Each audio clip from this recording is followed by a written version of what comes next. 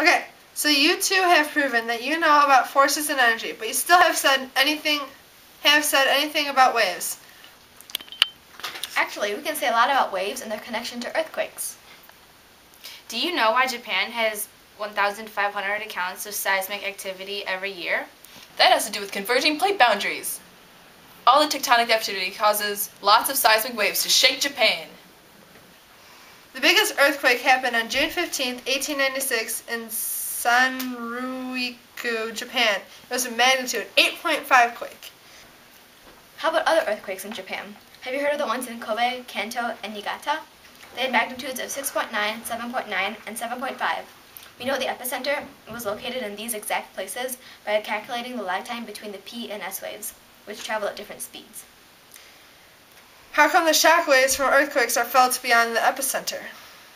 Seismic waves are like any other wave. They transfer energy outward and away from the epicenter.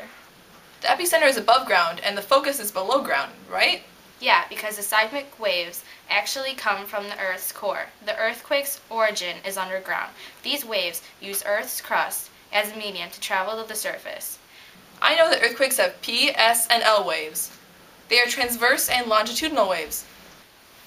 But the P waves arrive first because their longitudinal movement is the fastest. This wave has the highest frequency of the three. And the L waves arrive last because they're like ocean waves and they move very slowly. This wave has the lowest frequency of the three. Earthquakes cause the ground to vibrate and shake because they are starting underground waves, and these waves transfer energy to the land so it begins to shake. During an earthquake, destruction is caused by ground rolling. This motion is created by the surface, or L, waves that are of transverse type. The seismic waves force the ground to become wave-like, and so the buildings buckle. Earthquakes go hand in hand with tsunamis. Earthquake! Tsunami! Hand in hand. Because the seismic waves that cause the land to move also affects the oceans. Small disturbances from the Earth's core can create huge waves in the water. A seismograph is the tool used to pick up vibrations from the ground. After all, the seismic waves are caused by disturbance and they transfer energy to the ground, causing it to vibrate. And a seismograph can feel these tiny movements in the ground. And for all you folks at home, remember not all earthquakes do the same amount of damage. This depends on the amplitude of the seismic waves.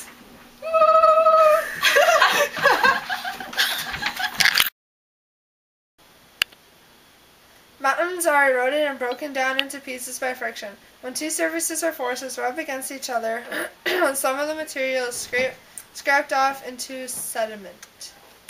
Frost wedging is caused by water repeatedly freezing and thawing.